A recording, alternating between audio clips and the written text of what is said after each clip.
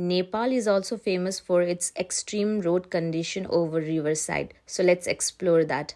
So hi everyone, welcome back to my mini travel vlog. Today we are going from Pokhara to Butwal. Finally, in between my busy schedule, I managed to visit my mom and dad in Bardaghat.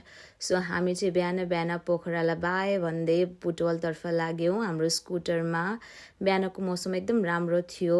पोखराबाट हिँडेको 40 मिनेटमा नै हामीहरू नाउडाँडा आइपुगेका थियौँ। यहाँ चाहिँ एकदमै धेरै पानी परिरहेको रहेछ। पानी परे पनि के गर्नु, हामी चाहिँ हिँड्नु नै पर्ने थियो। सो रेनकोट लगाएर हामीले हाम्रो जर्नी कन्टिन्यू गर्यौँ। नाउडाँडाबाट हिँडेको 15 मिनेटमा नै हामीहरू स्याङ्जा बजार आइपुगेका थियौँ। स्याङ्जा बजार चाहिँ एकदमै खाली सुनसान थियो। यो दिन बकरिद परेको हुनाले हो कि बिहानको टाइम भएको हुनाले हो, आई डोन्ट नो, तर बजार चाहिँ एकदमै खाली थियो है। त्यसपछि हामी रोकियो जाड खोलामा। यहाँ चाहिँ हामीले टी ब्रेक लिएका थियौँ। पानी पनि परिराखेको थियो र चिया पनि पिउन हुन्छ भनेर एकछिन हामी त्यहाँ बस्यौँ। वेदर चाहिँ एकदम फ्लक्चुएटिङ थियो है। कुनै ठाउँमा पानी परिराखेको थियो भने कुनै ठाउँमा पानी परेकै थिएन। त्यसपछि हामी आइपुग्यौँ बयरगाडी। बयरगाडीमा हेर्नुहोस् न, पानी परेकै थिएन। बाटोमा चाहिँ कति धेरै बाँदरहरू स्पट गरेका थियौँ हामीले। यहाँबाट चाहिँ यस्तो neat and clean greenery scene देखिएको थियो नि होइन। हाम्रो लागि यो ठाउँ नौलो त होइन, हामी हिँडिराखेको बाटो, but this time let's make a memory भनेर चाहिँ मैले भिडियोजहरू बनाएर भोइस ओभर गरेको। त्यसपछि हामी आइपुग्यौँ the pink city Waling. Waling बजार पनि मजाले घुमेको छु म। मलाई चाहिँ एकदमै मनपर्ने ठाउँ मध्येमा वालिङ पर्छ। स्पेसली यसको यो पिङ्क कलरले चाहिँ मलाई एकदमै धेरै अट्र्याक्ट गर्छ कि। सबै घरहरूमा सेम कलर। पहिला त मलाई थाहा थिएन यो किन हो भनेर, but later on I got to know कि यहाँको रुल्स नै त्यस्तो रहेछ। त्यसपछि म एकैछिन रोकिएँ अनि मजाले यो घरहरूलाई क्याप्चर गरेँ। यी ठुला ठुला पहाड, घुमौरो बाटो, खोला नाला, यी हरिया जङ्गल देख्दा मलाई पहिला अचम्मै लाग्थ्यो कि कस्तो ठाउँमा आएको छु म जस्तै लाग्थ्यो, किनभने म समतल ठाउँमा हुर्केको मान्छे हो नि त। अहिले त मलाई बानी परिसक्यो, किनभने नेपाल आएको पनि 10 वर्ष भइसक्यो। यो ठाउँ चाहिँ मलाई एकदमै राम्रो लाग्यो। यो झोलुङ्गे पुल तरेर वहाँ पारी मन्दिर रहेछ। धेरै भक्तजनहरू गइराख्नु भएको थियो। त्यसपछि हामी चाहिँ हाम्रो जर्नी कन्टिन्यू गर्यौँ र गल्याङमा आइपुग्यौँ। यहाँ आइपुग्दासम्म त छोरी भुसुक्कै निदाइसकेकी थिइन्, त्यही भएर छोरीको हेलमेट मैले लगाएको है। त्यसपछि हामी आइपुग्यौँ रामदीको पुल। यहाँ चाहिँ नयाँ पुल पनि बनिरहेको छ। यो ठाउँ चाहिँ केराबारी हो साथीहरू। उहाँहरूले बजाउनु भएको इन्स्ट्रुमेन्टहरू सुनाऊ है त एकैछिन।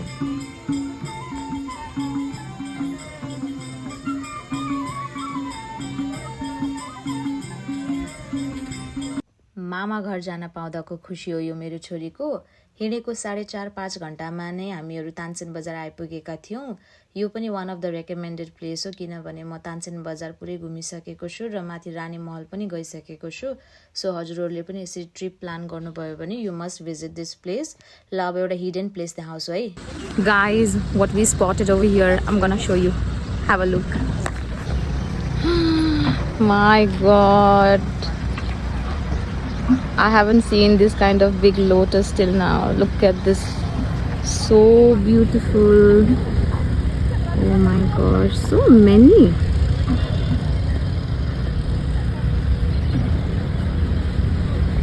यो चाहिँ छ ठ्याक्क हाम्रो Lumbini college, medical college I think.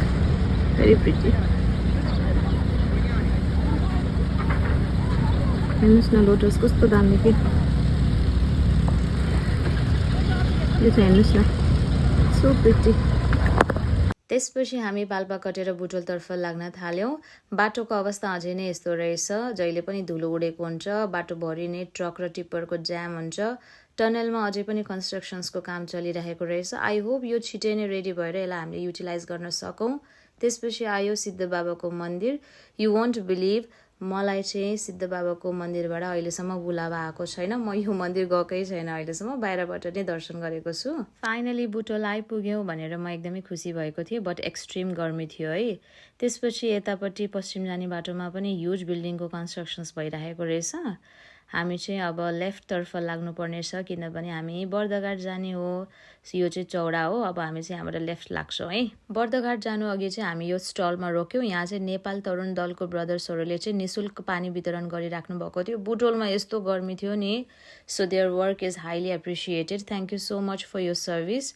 मलाई चाहिँ एकदमै राम्रो लाग्यो उहाँहरूले चाहिँ ड्रिङ्कहरू सर्भ गरिराख्नु भएको थियो even they were calling other people के रोडमा चाहिँ सबैलाई बोलाएर निशुल्कमा चाहिँ पानी दिइराख्नु भएको थियो यो चाहिँ हो बेस क्याम्प त्यसपछि आउँछ हाम्रो देवदह देवदह चाहिँ गौतम बुद्धको माविला भनेर चिनिन्छ त्यसपछि आउँछ हाम्रो यो क्युट लिटल कृष्णको स्ट्याच्यु कलर चाहिँ अलिकति फेड भएछ यहाँको त्यसपछि आउँछ सुनौल सुनौललाई त मैले रेकग्नाइज गर्नै नसकेको कि यो हाइवे बनेबाट त कस्तो डिफ्रेन्ट देखिएको कि है सो यो चाहिँ हो हाम्रो सुनौल त्यसपछि हामी अगाडि बढ्यौँ आयो भुममै है यो भुममै चाहिँ यहाँबाट चाहिँ परासी जाने बाटो हो नवलपरासी जाने बाटो छ त्यहाँ त्यसपछि हामी अगाडि बढ्यौँ फाइनली आए हामी बर्दघाट चिसापानी ल अब चाहिँ मम्मी बुवासँग भेट हुने भयो भनेर एकदमै खुसी थिएँ मभन्दा पहिला चाहिँ मेरो दिदी आइसक्नु भएको थियो नेपालगञ्जबाट सो देवर सेङ हाई बुवा चाहिँ स्कुटर पार्क गर्ने भनेर ठाउँ बनाइदिँदै हुनुहुन्छ so this much for today thank you so much everyone keep loving keep supporting Jai Jagannath bye by